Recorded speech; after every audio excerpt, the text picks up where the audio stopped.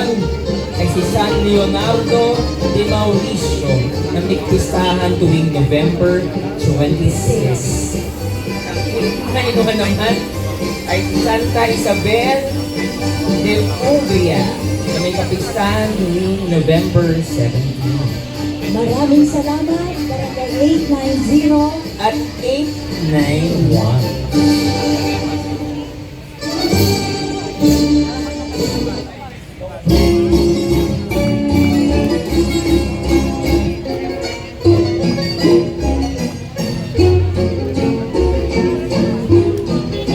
Ngayon, tawagin na rin natin ang iba't ibang ministries at organization sa ating parokya, private sectors, business establishments, at iba pang mga teknono ng maanay na walang mag-upon para maghandog ng mga nagagandahang bulaklak.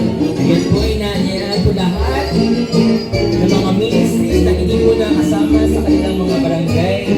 Ito po ang ating pagkakataon upang mag-alay ng ating mga bulaklak. Nakikita ko Ate Dede, pinapangunahan ng Cofradia de Nuestra Señora de los Desamparados ang pag-aalay ng mga bulaklak. Kasama rin ang worship ministry, Yes, ang worship ministry, youth ministry,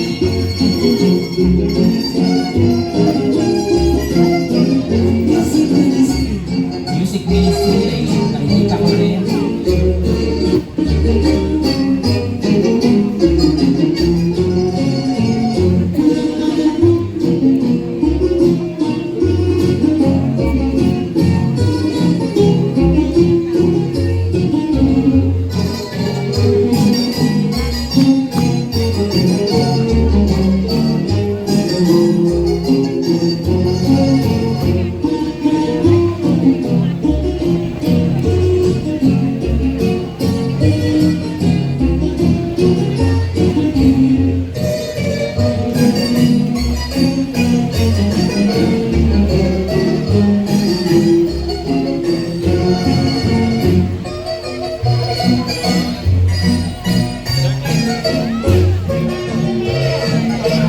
Viva!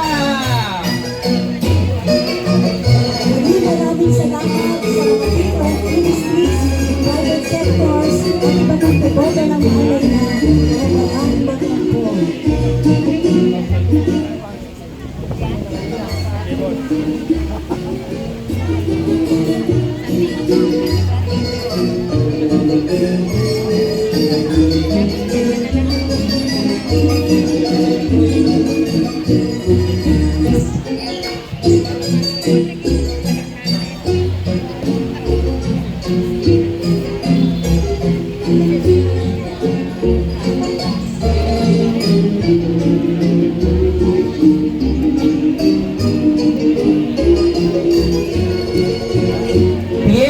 Piyesta na nga ang ating pakiramdam, Ate Dede. Tama! Naggagandahan ng mga inihandog na mga bulaklak para sa ating mahal na patrona. Tama ka dyan, brother. At nagsimula na ang maraming aktibidades bilang paghahanda sa ating nalalapit na piyesta sa May 12. Nagsimula yung dalaw ni Maria noong April 12 at nagtapos noong April 30. 19 na araw nating inilipot si Mama Ola sa 19 na barangay na nasasakupan ng ating parokya. Palakpakan naman natin ang ating mga sarili sa matagumpay na dalaw ni Maria. Ang atabiyo o ang pagbibihis sa ating mahal na patrona ay ginanap naman kahapon, a 1 o a 1 ng Mayo. Tama. At bukas, 3 ng Mayo, ang unang araw ng ating nobinaryo para sa karangalan ng ating mahal na patrona, Nuestra Señora de los Desamparados. Kaya kung nais niyo pong makakuha ng booklet o ng nobinaryo para sa ating patrona, tayo po ay may binibenta diyan sa booth. Oo, maganda rin po na meron tayong sariling kopya. Kahit hindi piyesta, ating dinadasal ang nobena, especially tuwing Sabado, ang araw ng ating pamimintuho para sa ating mahal na patrona. At ang pagdarasal naman ng Santo Rosario para sa ating novena ay magsisimula sa ganap na ikalima at kalahati ng hapon or 5:30, susundan ng novena prayer sa ganap na ika-6 ng gabi at misa sa ganap na ika-6 at kalahati ng gabi. At kung ang nobenaryo naman ay papatak ng linggo o Sunday, tulad ng May 3, bukas, at May 10, ang panalangin para sa pagsisiyang ay nakapaloob sa misa ng ika-6 ng gabi. So malinaw po yan. Pag Sunday po pumatak ang novena, ito po ay nasa loob ng 6 p.m. Mass on Sunday. Ito. At hindi lang yan, Ate Del, marami pa tayong aktibidades na related sa ating fiesta. Sa darating na May 9, marami tayong activities. Yes, meron tayong food fair, palaro at iba pa. Ayan, inaalayahan namin kayo sa May 9. Halos buong araw tayo magsasama-sama dito. Meron po tayong food fair, bazaar, at iba pa. Pero alas 7 ng umaga, meron po tayong Zumbali! Move as one! Ayan, makisayaw po tayo at mag-ehersisyo para mas lulusog ang ating Yes, yung mga mahilig mag-zumba, meron po tayong pag-zumba sa ganap na 7 a.m. At At of sa course, na alas 2 naman, meron tayo Bingo Bonanza! Yan. Bingo Bonanza! Sa ganap na alas 2 ng hapon naman, sa May 9 din po yan. Lahat tayo may ticket, bingo tickets. Kung wala mo, meron pa rin available ang mga bingo cards sa iyong mga Coordinators. o sa ating parish office. Saan daw po gagawin ang ating pabingo? Meron pong phone-in question. Sa second floor po ng Thrive. Ayan. Sa Bisperas ng Fiesta, Ate Jen, ang magaganap. At meron tayo siyempre posisyon ng mga barangay. Ayan. Yung magsisimula sa ika-4 ng hapon. So that's on May 11.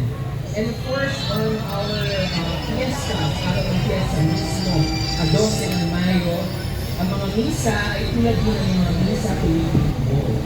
Ang misa mayor po, misa mayor ay pangungunahan ng kanyang kabungian, Jose Cardinal Advíncula, Arsobispo ng Maynila, at ito po ay sa ganap na ikatampu at kalahati ng umaga. Hindi 10:30 po. 10:30 a.m. po ang ating misa mayor sa araw ng fiesta. At ang ating fiesta grand procession naman ay magsisimula na Alas 5 ng hapon. Magkita-kita po tayong lahat. tapos tayo sa mga activities na ito, May 9, May 11, May 12, at of course yung 9-day novena in honor of our patroness, Our Lady of the Abandon. Magsisimula bukas. Para sa pasasalamat, At pangwakas sa pananalita at final blessing, tinatawagan natin ang ating napakasipag at gwapong rektor at pura paroko ng ating pambansang kumbayan ng inamadawan ng Ampon, si Father Josie Fernando OSM! Maraming salamat, Eden. And God bless. Magandang hapon mga kapatid. Napakasaya ipagdiwang ang handugan, no? Naniniwala ba kayo? Paano di kayo convinced? Palabangan natin ang mga na. Mga kapatid, kay gaganda po ng mga inialing ng mga bulaklak at kay gagandang pagpasdan ang mga ngiti sa inyong mga ipin, sa inyong mga puso, dahil ito po ay isang napakagandang sinyalis na masaya po kayo sa parokya. Amen po ba? Amen! Palakpakan muli natin ang mga na. Kaya mga kapatid, yung pong saya na yan ay nagpapakita po sa atin ng patuloy na paggabay ni Mama Ola para sa inyong buhay. No? Sa bawat mga prayer requests, sa bawat mga kahilingan para sa sarili at para sa inyong pamilya, ang ating pong mahal na ina ay handang tumugon para sa ating lahat ng mga pangangailangan natin. No? Pero ang magandang ibigay o ibalik natin sa ating patrona, sa ating mahal na ina, ay hindi lang po paghahandog ng mga bulaklak, kundi paghahandog ng ating sarili. Kasi madaling magbigay ng bulaklak, pero mahirap mag-alay ng sarili. Lalo na kung ang sarili ay hinahamon sa kababaang loob at sa sakripisyo. Pero naniniwala po ako na sa inspirasyon ng ating mahal na ina ng walang mag-ampun, likas sa bayan ng Santa Ana ang pagkakaloob ng tulong para sa ating kapwa. Amen? Amen! Kaya mga kapatid, mas masigla pa po tayo na maghanda sa pagsisimula ng ating misa nobenaryo at lalo tigit para sa nalalapit na kapistahan.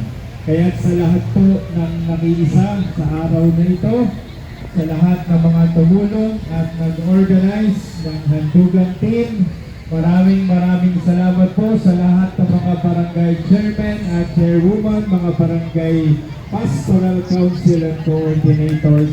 At sa lahat po sa inyong lahat, maraming salamat. Viva la Virgen! Viva! Viva la Virgen! Viva! Viva la Virgen! Viva!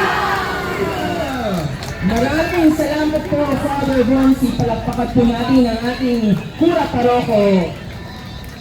At ngayon naman po ay sa pagkakataong ito, tayo po ay mayroong sabayang pagsasayaw bilang alay panalangin para sa ating patrona.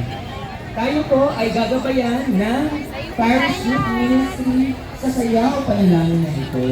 Lahat po tayo ay sasayaw, kaya magsitayin po tayo. Thank you po. Sa lahat po tayo. Ano lang po ito? Simpleng sayaw panalangin. Thank you.